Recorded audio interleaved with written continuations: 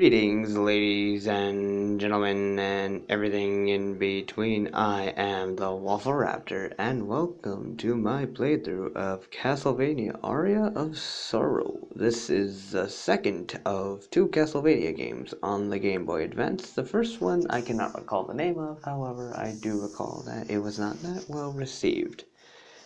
But enough of that, let's get to the reason why you're here, and that's for me to play the game, so let's get to me playing the game. Let's start a new file, and of course there's only one name for my file that I am willing to accept. Of course. You guys can read it yourself.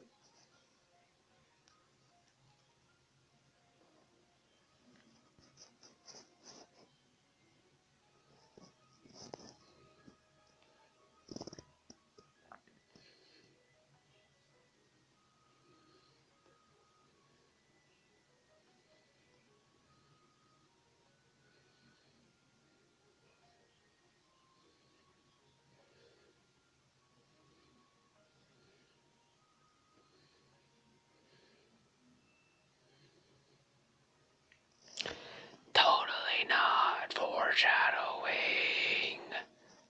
Totally.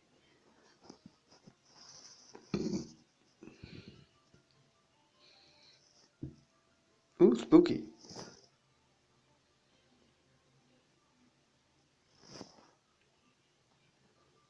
Oh, and we're suddenly asleep.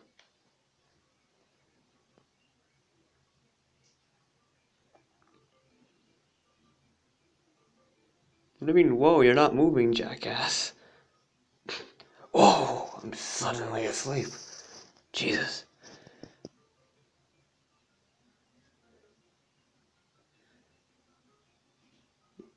Kenya Acadado. Kenya Acadado. Yeah, Kenya Acadado. That sounds about right. Oh, really? You have your questions. Well, it seems we have something in common.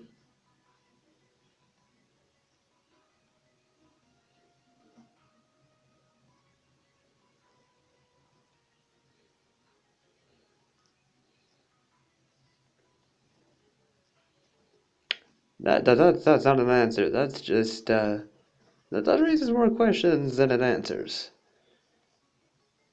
Yeah. This almost got the right idea. Yeah, you think we're fucking retarded?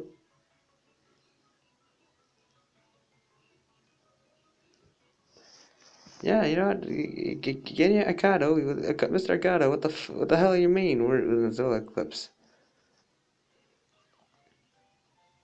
Well, that totally just happened. Yeah. Oh,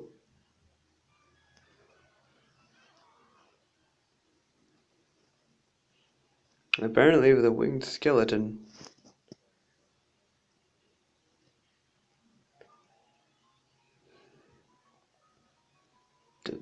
Yeah, that's obvious. You know, a red circling thingy entered my body. Yeah, that's totally the spirit of a creature that I killed. You see, the question is, yeah, exactly. Why do I have a power? No, why? That wasn't an answer. Well, according to you, we're in a solar eclipse. That shouldn't be too hard. You know, Earth's in that direction, you know, towards the ground. They just throw her in that direction, and we should all be fine. You know, as long as she lands in the ocean somewhere. No. That seems too much of an RPG in order to do that. I'd rather just, you know, toss it right into the ocean. Oh, you have the ability to put up a protective barrier. Can I get that, perhaps? Because, I don't want to get hurt. Oh, you have a schedule. Oh, I'm so sorry. Please excuse me. I'm a fucking student from school. I don't know what the fuck I'm doing here. And on our journey. Okay, we got some okay stats. Let's see what we got. Knife And some ghetto clothes. Okay, so apparently someone was raised in the ghetto because he has a knife.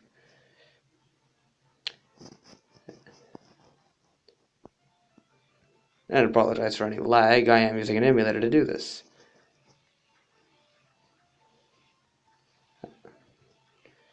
Take that, bitches. Hip. Don't die. Charge.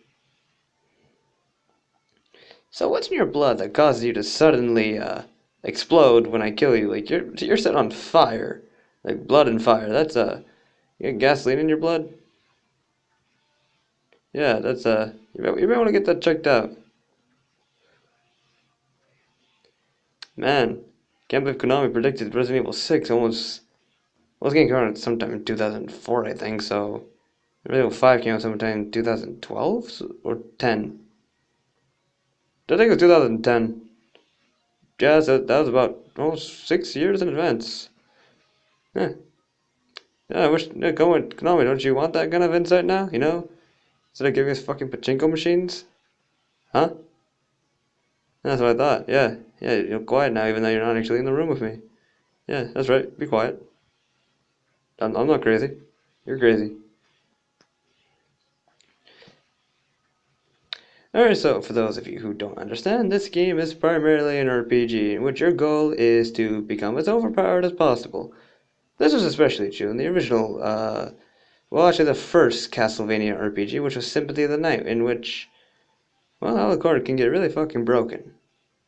To the point where, like, yeah, he just gets broken. Like, the game kind of just plays itself after a certain point. This game, well, since I'm playing on an emulator, it is a bit harder to control, but it is true to an extent. Ooh, a new weapon, short sword.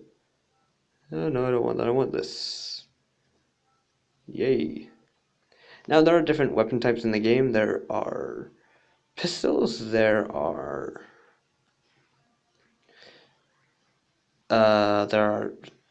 axes, I think. There are spears, great swords, and then you have short swords. This is just a save spot.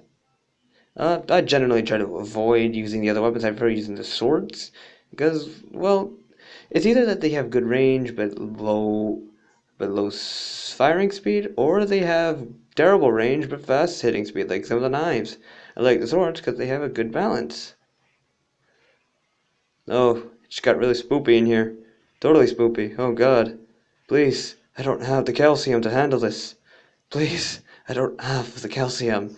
His calcium levels are too high. I can't challenge this. This is improbable for me to fight. I can't fight calcium levels of this magnitude. I'm gonna take that, bitch. Oh, look, our first boss. I'm not ready for that. I haven't even leveled up yet. Gotta go back to the save room. Get some good XP.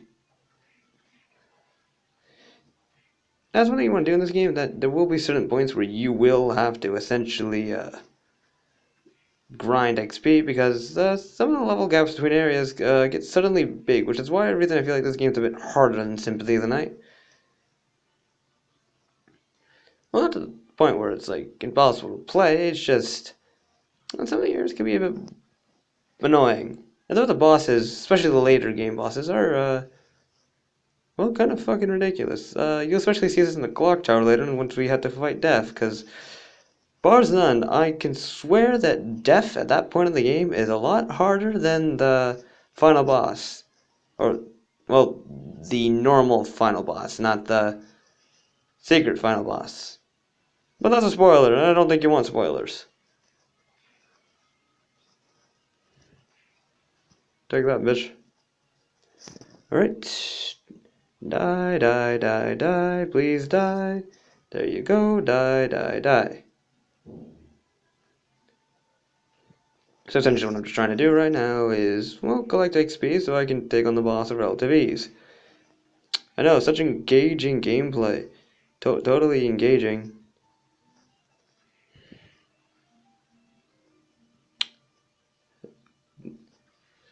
What you really want to do when you're grinding for XP is that you always want to do it in your safe spot so you can easily just regain all your lost health and mana.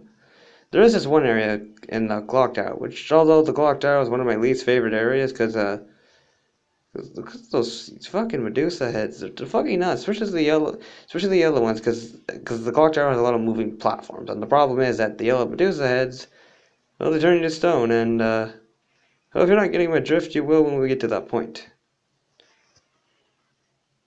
Checking my map, checking how much XP.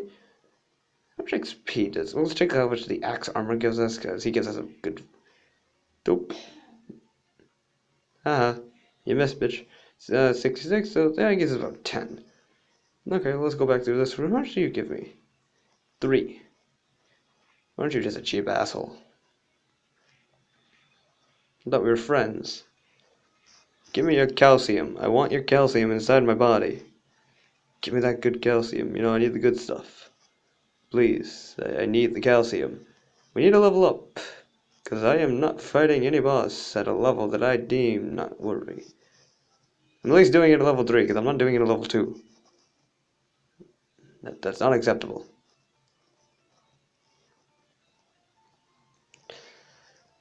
Oh, what the fuck was that? Yeah, this game, when it comes to invincibility frames, they're non-existent. Actually, I kind of feel like they're schizophrenic, because some enemies have, when they hit you, well, you take a while to recover, in terms of how many frames you get for invincibility. I don't think so. I think that should be the knockback, knocking me out of harm's way, which would be the only good thing that knockback does for you in a game. But, nah.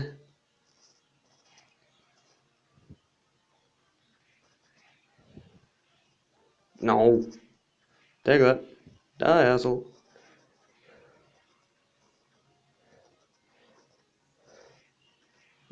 There we go. Now we're gonna go save so I can refill my health, and we're gonna go fight the boss.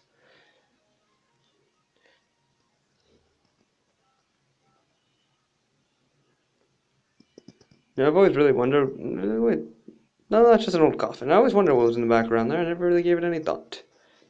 I think I didn't really care that much. No, we're running theme. I tend not to care about things. Oh, fuck you, asshole. Die. Oh, fuck you. That's one thing about Castlevania that I always enjoyed. That the music can be really kick-ass at times. Especially, I don't know the name of the theme, but I know one theme that I particularly, actually, not really enjoy, but it's okay. It's Vampire Killer. I heard a lot of people like it, and, well, I don't really agree. And here's our first boss. The Creaking Skeleton, not the Creaking Skull. And, it's essentially just a giant skeleton with, I think that's just a longer arm. Actually, I legitimately think it's just a skeleton with a longer arm. And there we go. Wrecked. Alright, let's continue on.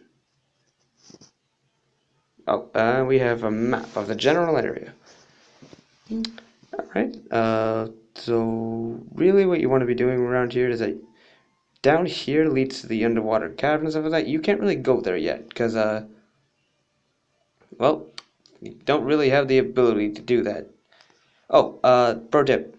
You want to kill this peeping eye early in the game, because it allows you to see hidden areas. Something that I didn't have on my first playthrough of this game, so I'd really recommend trying to get the soul of this, which, you know, it's a pain in the ass, because this thing, well, it moves oddly, and if you don't really have a weapon that fires in an arc, it's kind of hard to hit. Kind of like now.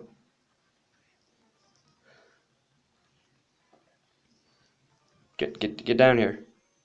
Please. Please come down. There we go, and we didn't get the soul. What a surprise.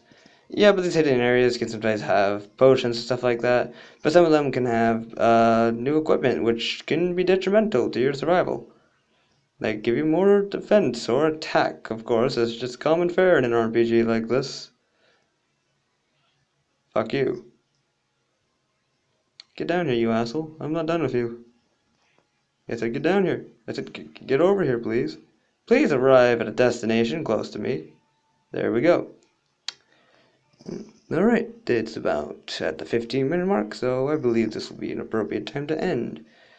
And I will see you, ladies and gentlemen, at another time when I care to continue the series.